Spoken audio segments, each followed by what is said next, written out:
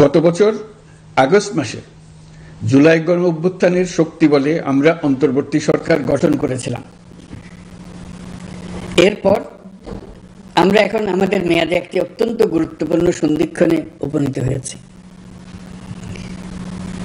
আমাদের সরকারের উপর ন্যস্ত দায়িত্ব ছিল মূলত তিনটি: হত্যাকাণ্ডের বিচার করা, একটি জবাবদিহিমূলক ও কার্যকর গণতান্ত্রিক ব্যবস্থায় উত্তরণের জন্য প্রয়োজনীয় সংস্কারের আয়োজন করা এবং সুষ্ঠু নির্বাচনের মাধ্যমে নির্বাচিত সরকারের কাছে ক্ষমতা হস্তান্তর করা।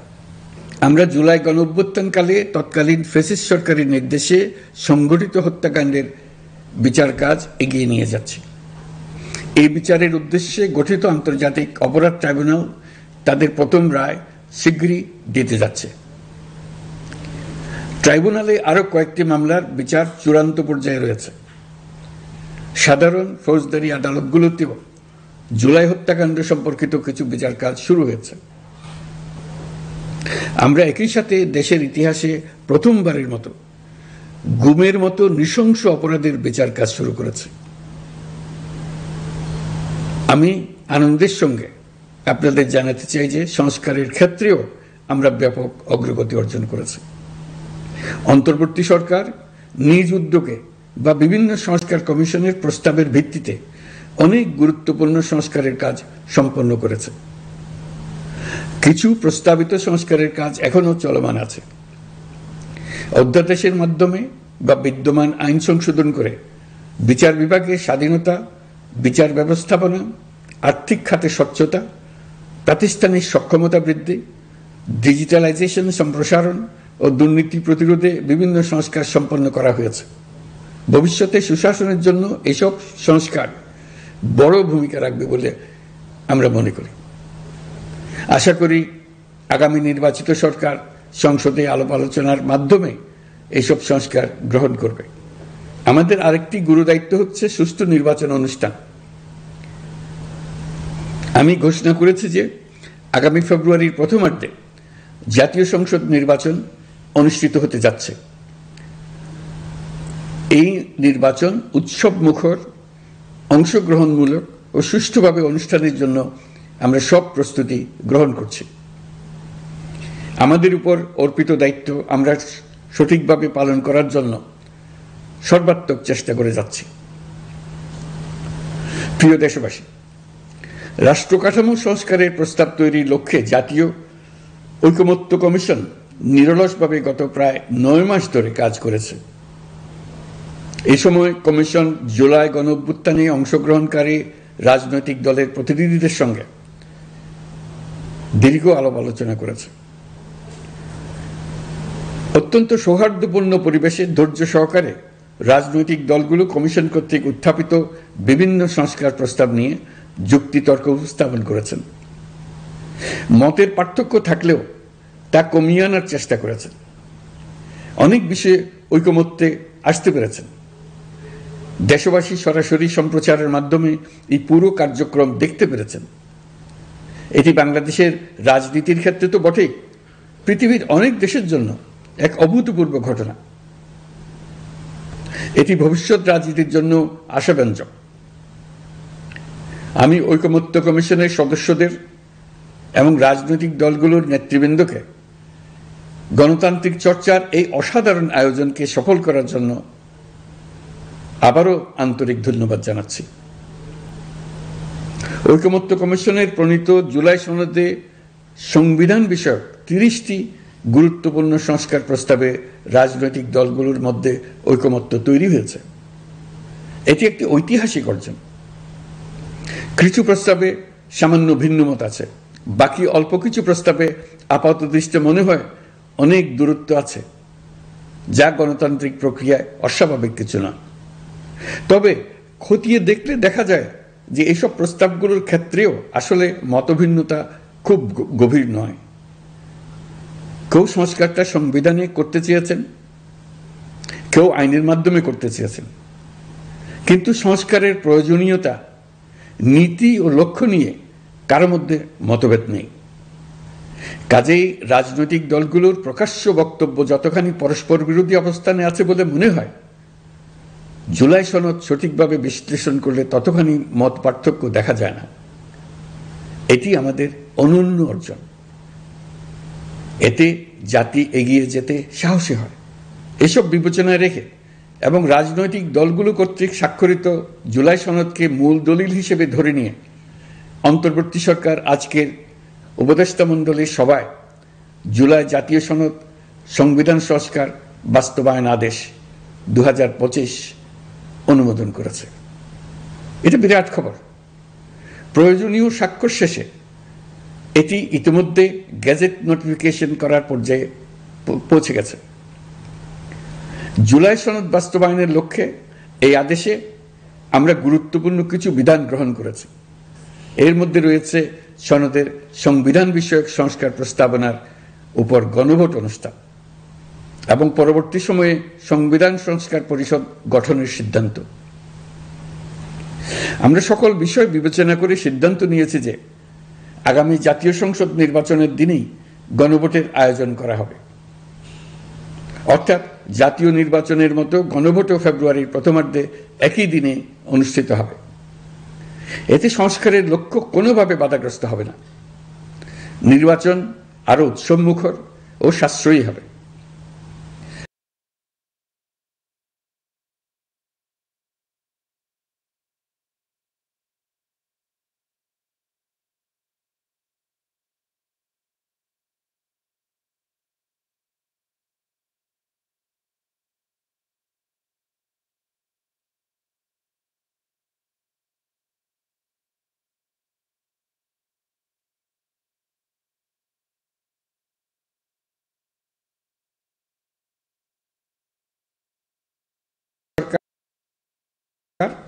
নির্বাচন কমিশন এবং অন্যান্য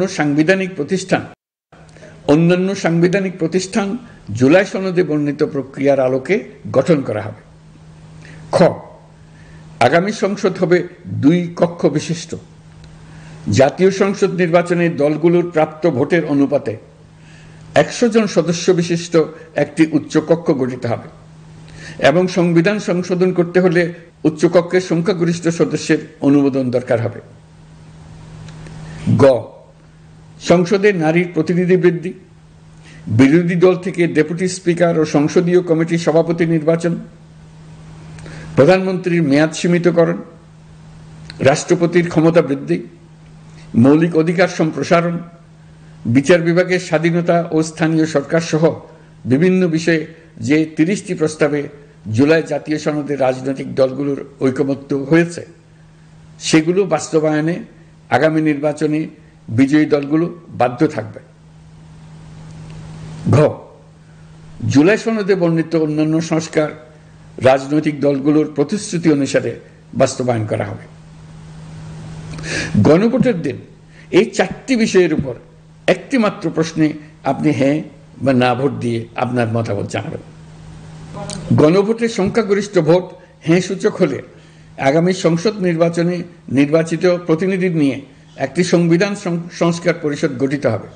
এই প্রতিনিধিগণ একই সাথে জাতীয় সংসদের সদস্য হিসেবে দায়িত্ব পালন করবেন। পরিষদ তার প্রথম অধিবেশন শুরুর তারিখ হতে 180 কার্য দিবসের মধ্যে সংবিধান সংস্কার করবে। সংবিধান সংস্কার সম্পন্ন হওয়ার পর 30 কার্য দিবসের মধ্যে সংসদ নির্বাচনে প্রাপ্ত ভোটের সংখ্যানুপাতে উচ্চকক্ষ গঠন করা হবে। এর মেয়াদ হবে নিম্নকক্ষের শেষ কার্য দিবস পর্যন্ত। জুলাই সনদ বাস্তবায়নের অঙ্গীকারনামা অনুসারে সংবিধানে জুলাই জাতীয় সনদ অন্তর্ভুক্ত করার ব্যবস্থা গ্রহণ করা হবে। এটিও আজকে অনুমোদিত আদেশে উল্লেখ করা হয়েছে। প্রিয় দেশবাসী, অভ্যুত্থানের পর দায়িত্ব গ্রহণ করে অর্থনীতিকে গভীর গহ্বর থেকে উদ্ধার করা ছিল আমাদের জন্য একটা বিরাট চ্যালেঞ্জ। গত 15 মাসে আমরা সেই চ্যালেঞ্জ উতরাতে সক্ষম হয়েছে। রপ্তানি, বৈদেশিক বিনিয়োগ ও রিজার্ভ সহ অর্থনীতির সবগুলো সূচকে দেশ ইতিবাচক ধারায় ফিরেছে।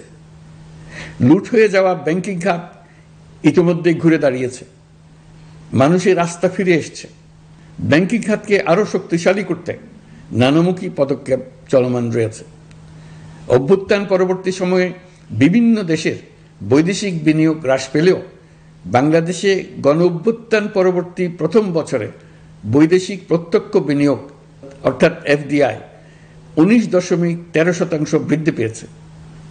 এটি বৈশ্বিক প্রবণতার বিপরীতে এক অনন্য অর্থনৈতিক দৃষ্টান্ত স্থাপন করেছে। আগামী সপ্তাহে ডেনমার্ক ভিত্তিক মায়ার্স গ্রুপের মালিকানাধীন এপিএম টার্মিনালস বিভি এর সঙ্গে লালদিয়া কন্টেইনার টার্মিনাল প্রকল্পে 30 বছরের কনসেশন চুক্তি স্বাক্ষর হতে যাচ্ছে। এই চুক্তির আওতায় ইউরোপীয় এই কোম্পানি $550 মিলিয়ন বিনিয়োগ করবে। এটি এই যাবৎকালে বাংলাদেশে ইউরোপের সর্বোচ্চ একক বিনিয়োগ। লালদিয়া হবে দেশের প্রথম বিশ্বমানের গ্রিন পোর্ট।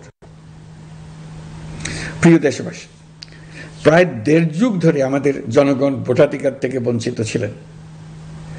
তারা আজ আসন্ন নির্বাচনে তাদের ভোটাধিকার প্রয়োগ করার জন্য উন্মুখ হয়ে আছেন। আগামী ফেব্রুয়ারিতে সুষ্ঠু নির্বাচন অনুষ্ঠানের বিষয়ে অভ্যুত্থানের সপক্ষের রাজনৈতিক দলগুলোকে অবশ্যই ঐক্যবদ্ধ থাকতে হবে। তা না হলে জাতি এক মহা বিপদের সম্মুখীন হবে।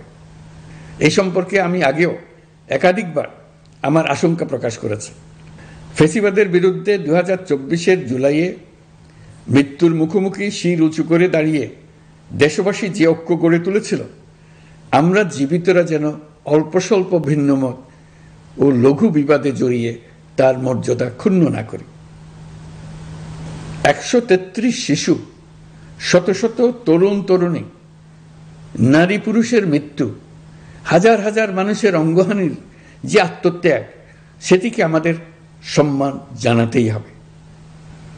দেশের আপামর জনগণ সামান্য যা চায় তা হচ্ছে এই অগণিত হতাহতের স্মৃতির প্রতি শ্রদ্ধা জানিয়ে আমরা সবাই যেন ভিন্ন মতের প্রতি সহিষ্ণুতা দেখাই। দলীয় স্বার্থ অতিক্রম করে সম্মিলিত আকাঙ্ক্ষা ও জাতীয় চাওয়াকে ঊর্ধ্বে তুলে ধরি। তাই আমি আশা করি আমাদের এই সিদ্ধান্ত জাতির বৃহত্তর স্বার্থে রাজনৈতিক দলগুলো মেনে নেবে। একটি উৎসবমুখর জাতীয় নির্বাচনের দিকে জাতি এগিয়ে যাবে। এর মাধ্যমে আমরা নতুন বাংলাদেশে প্রবেশ করব। আমরা নতুন বাংলাদেশ গড়ার দ্বার প্রান্তে এসে পৌঁছলাম। মহান আল্লাহ আমাদের সহায় হন। আমাদের আশা মহান আল্লাহ পূরণ করুন। আল্লাহ হাফেজ। সবাইকে ধন্যবাদ।